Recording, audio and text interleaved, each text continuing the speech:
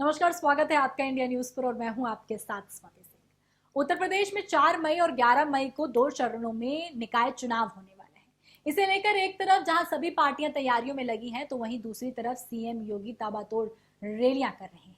पिछले 7 दिनों में सीएम योगी ने उत्तर प्रदेश में लगभग 19 जनसभाओं को संबोधित किया। इन रैलियों में उन्होंने माफिया, अपराधी, दंगा, गुंडा, तमंचा, सफाई जैसी तमाम बातों का कई दफा जिक्र किया।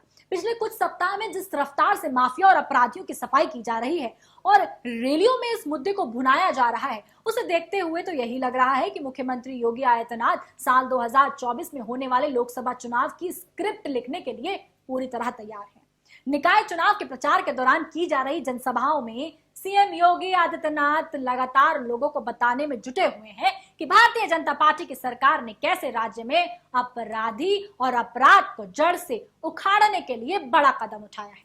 आपको बता दें कि सीएम ने कई बार बाहुबली अतीक और मुख्तार का नाम लेते हुए उसे समाजवादी पार्टी से जोड़कर सपा पर निशाना साधने की भी कोशिश की।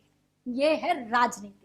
आपको बताते हैं कि यहां तक कि उत्तर प्रदेश बीजेपी के YouTube चैनल पर एक वीडियो भी साझा किया गया है, जिसमें माफिया और अपराधियों, विशेष रूप से अतीक अहमद और मुख्तार अंसारी को समाजवादी पार्टी के नेता और उत्तर प्रदेश के पूर्व मुख्यमंत्री अखिलेश यादव के साथ जोड़ा गया। इस वीडियो में भारतीय जनता पार्टी लगातार कहती हुई नजर आ रही है कि इस तरह से अपराधी राज्य में अखिलेश की वापसी की कमान कर रहे हैं। आपको बता दें कि 24 अप्रैल 2023 को निकाय चुनाव के प्रचार के दौरान सीएम योगी ने सहारनपुर, शामली और अमरोहा के 3 जनसभाएं की थी और इस दौरान शामली में जनता को संबोधित करते हुए उन्होंने कहा कि लोगों को लग रहा होगा कि सिर्फ राज्य माफिया और अपराधी ही नहीं, बल्कि उनके हमदर्द भी गायब हो गए हैं। यहां तक कि आपको बता दें कि अमरोहा में सीएम आदित्यनाथ ने एक बार फिर बाहुबलियों की सफाई को लेकर बड़ा बयान दे दिया।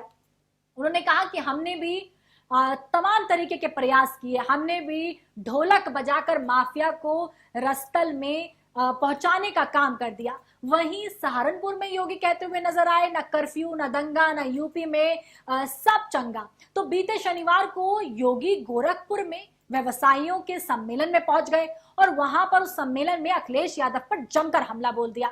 मुख्यमंत्री ने कहा कि पहले गरीबों की संपत्ति और उनकी जमीनों पर कोई भी गुंडा, माफिया या फिर सत्ताधारी दल का व्यक्ति जबरन कब्जा कर लेता था। आज उत्तर प्रदेश अराजकता से मुक्त हो गया है। प्रदेश में अब कानून का राज है, सुरक्षा की गारंटी है। वहीं अखिलेश यादव ने रविवार को गोरखपुर में अपने अभियान की शुरुआत करते हुए स्वच्छता और कानून व्यवस्था दोनों मुद्दों पर मुख्यमंत्री को आड़े हाथों ले लिया। उन्होंने बीजेपी पर पलटवार करते हुए कहा कि राज्य में आपराधिक घटनाओं से लोग थक चुके हैं।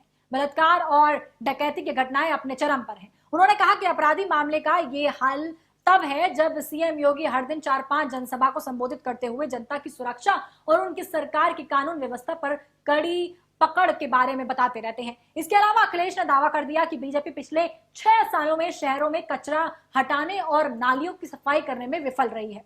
अखिलेश ने राज्य में भ्रष्टाचार के चरम पर होने का आरोप लगाते हुए कहा कि यहाँ जिस दिन सड़कें बनती हैं वे टूट जाती हैं। सड़कों के निर्माण में कोई सही से काम नहीं करता। उन्होंने कहा कि समाजवादी पार्टी पर आरोप लगाने वाले अब गोरखपुर लिंक एक्सप्रेस वे के लिए 5,000 करोड़ रुपए खर्च कर रहे हैं, लेकिन इतने बड़े बजट के बावजूद एक्सप्रेस वे नहीं बन सका। पूर्व मुख्यमंत्री अखिलेश यादव ने योगी आदित्यनाथ को टारगेट करते हुए कहा कि लोग दूध, तेल, आटा, दालें उच्च कीमत पर खरीद रहे हैं।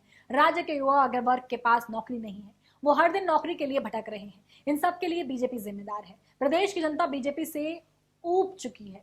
अब उन्होंने बदलाव का मन बना लिया है। अखिलेश आगे कहते हैं कि सपा पहले भी गोरखपुर में भारतीय जनता पार्टी को हरा चुकी है और आगे भी हराएगी। इसके साथ ही अखिलेश ने राज्य में जाति जनगणना की अपनी पार्टी की मांग को भी दोहराया। उन्होंने कहा कि हम एक जातिगत जनगणना चाहते हैं ताकि सभी समुदाय को उनकी आबादी के अनुसार उनका हक मिल सके। राज्य में निकाय चुनाव के लिए 4 और 11 मई को मतदान होने हैं और 13 मई को नतीजे आ जाएंगे। 25 अप्रैल सीएम योगी आदित्यनाथ रायबरेली, उन्नाव और लखनऊ में लोगों को संबोधित भी करने वाले हैं। इस दौरान उन्होंने कई बार अपनी बुलडोजर बाबा की छवि को बरकरार रखते हुए बयान दिए हैं।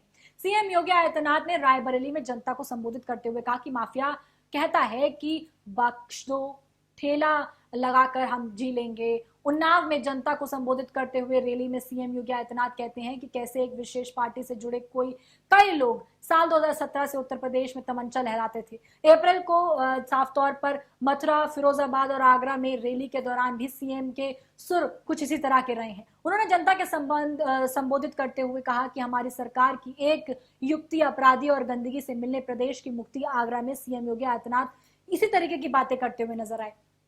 साफ तौर पर सीएम योगी आदित्यनाथ अपनी हर एक रैली में इसी तरीके के बयान देते हुए नजर आते हैं और तमाम जनता को ये बताने की कोशिश करते हैं कि किस तरीके से बीजेपी अपराध मुक्त बना रही है यूपी को।